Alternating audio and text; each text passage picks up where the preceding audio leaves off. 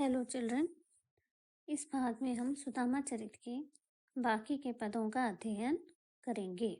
ठीक है, तो हम पढ़ेंगे सबसे पहले चौथा पद। 3 पद हम पहले पढ़ चुके थे, आज हम पढ़ेंगे चौथा पद। वह पुलकनि वह उठ मिलिनी वह आदर की बात, वह पटवनी गोपाल की कछु न जानी जात। कहा भयो जो अब भयो हरि को राज समाज, घर घर कर ओढ़त फिरे तनक तही के काज। हों आवत नाही हु तो वाही पठ्यो ठेली, अब कहियो समझाए के बहुतन धरो सकेली। अब यहाँ पे इस पद में सुदामा जी कहते हैं, कृष्ण ने सुदामा का आदर सत्कार तो बहुत किया, पर विदाई के समय खाली हाथ ही लौटा दिया। उनके हाथ में एक पैसा तक नहीं दिया। सुदामा कृष्ण के इस व्यवहार से बड़े खिन्न थे, चिढ़े हुए थे, और वे रास्ते में चलते चलते सोचते जा रहे थे कि वो कृष्ण जो पहले दही माखन चुराता था वो मुझे क्या देगा। उन्हें उलाहना देते हैं और कहते हैं, जब मैं कृष्ण के यहाँ पहुंचा था तब तो उन्होंने बड़ी प्रसन्नता दिखाई थी। वे उठकर गले मिले थे और मुझे बहुत आदर दिया था, पर विदाई के अवसर पर इस तरह खाली हाथ भिजवाने की बात मेरे कुछ समझ में नहीं आई। वास्तव में हुआ ये था कि कृष्ण ने सुदामा को उनके 2 मुट्ठी चावल खाते ही 2 लोगों की संपदा दे डाली थी, जिससे सुदामा बिल्कुल अनजान थे। जब उन्होंने सुदामा के दिए हुए 2 मुट्ठी चावल खाए थे, तो उन दोनों 1 मुट्ठी चावल खाने पर 1 लोग की संपदा और 2 मुट्ठी का चावल खाने पर 2 लोगों की संपदा उन्होंने पहले ही दे दी थी। किंतु सुदामा इस बात से अनजान थे, इसलिए वे सोचते हैं कि सुदामा कृष्ण के बचपन का स्मरण करके सोचते हैं कि यह वही कृष्ण है जो थोड़े से दही को मांगने के लिए, दही माखन के लिए घर घर झांकता फिरता था। भला ये मुझे क्या देगा? इसकी भी तो आदत घर घर में झांकने की ही है। मैं तो इसे पहले ही इस माखन चोर को जानता था। पर सुदामा जी की पत्नी ने उन्हें जिद करके भेजा था।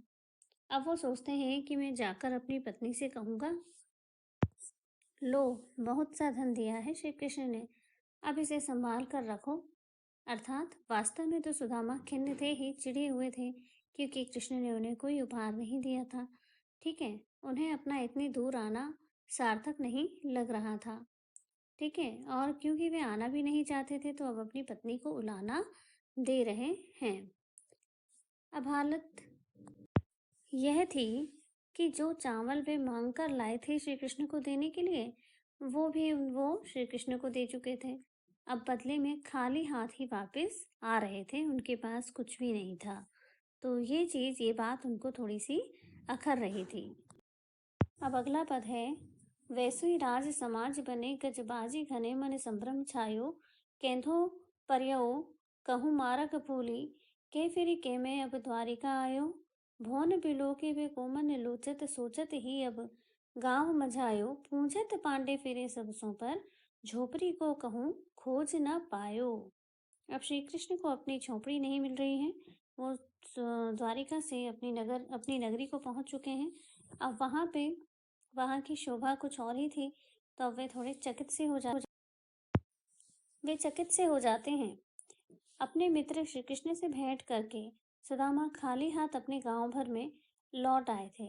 अब कृष्ण ने प्रत्यक्ष तो सुदामा को कुछ भी नहीं दिया था, यानी प्रत्यक्ष उनके हाथ में तो कुछ भी नहीं दिया था, पर वास्तव में उन्होंने सुदामा को अपार संपदा दे दी थी। ठीक है, 2 मुट्ठी चावल खाकर 2 लोगों की संपदा उन्हें वो पहले ही दे चुके थे, जिसे देखकर सुदामा चकरा जाते हैं। सुदामा ने अपने गांव में जाकर देखा कि वहां द्वारिका जैसा ही ठाट बाट है, वैसा ही राज समाज है। वहां उसी प्रकार के हाथी घोड़े थे जैसे द्वारका में थे। इससे उनके मन में भ्रम छा गया कि सुधारने लगा कि कहीं मैं मार्ग भूल कर फिर से द्वारिकापुरी तो नहीं लौट आया हूँ। थी वो उन्हीं की नगरी, किंतु भ्रम के कारण वो ऐसा सोच रहे थे। वे शायद रास्ता भूल गए हैं। वहां भी द्वारिका जैसे भव्य महल बने हुए थे। सुदामा के मन में उन भवनों को देखने का लालच आ रहा था। यही सोचकर वह गांव के बीच में चला गया। वहां जाकर सुदामा पांडे ने सभी से पूछा, पर वे अपनी झोपड़ी को कहीं भी खोज नहीं पाए। अर्थात सुदामा ने अपनी झोपड़ी को खोजने की बहुत कोशिश की, किंतु उस झोपड़ी तो महल में बदल चुकी थी, इसलिए वह उसे नहीं खोज पाए। अगला पद है, के वह टूटी सी छानी हथी कह कंचन के अब धाम सुहावत, के पग में पनही न हती कह ले गज राजहु ठाड़े महावत, भूमि कठोर पे रात कटे कह कोमल सेज पर नींद न आवत, के जुरतो नहीं कोदी सवा कह प्रभु के परताप ते दाख न भावत। यहाँ श्री कृष्ण ने जब सुदामा को अपार संपदा दे दी, तो उसके बाद का वर्णन किया गया है। कृष्ण की कृपा से सुदामा की गरीबी मिट चुकी थी। अब उन्हें खाने पीने रहने की सुविधाएं भरपूर मात्रा में प्राप्त होने लगी थी और उनकी परिवर्तित दशा का वर्णन इस सवैये में किया गया है। ठीक है, ये जो पद नरोत्तम दास जी ने लिखे हैं ये सवैया छंद में लिखे हुए हैं, इसलिए इन्हें सवैया कहा गया है। तो अब इस पद में उन्होंने कहा है कि कवि बताते हैं कि कहाँ पहले तो सुदामा के पैरों में जूते चप्पल तक पहनने को नहीं होते थे, कहाँ अब उनके महल के द्वार पर महावत हाथी लेकर खड़ा हुआ था। अर्थात सवारी के साधन उपलब्ध है, पैदल चलने की आवश्यकता ही नहीं पड़ती। जहाँ कठोर भूमि पर भी रात कट जाया करती थी, वहाँ पे अब कोमल बिस्तर पर भी नींद नहीं आती है। जहाँ एक पैसा भी नहीं जुटा पाते थे, वहीं पर अब प्रभु के प्रताप से श्री सुदामा जी को छुहारे भी नहीं भाते हैं। अर्थात कहने का तात्पर्य यह है कि सुदामा जी का जीवन श्री कृष्ण के दिए हुए प्रताप और आशीर्वाद से पूर्णतः बदल चुका था। ठीक है, तो इस बारे में वह यहाँ बताया गया है।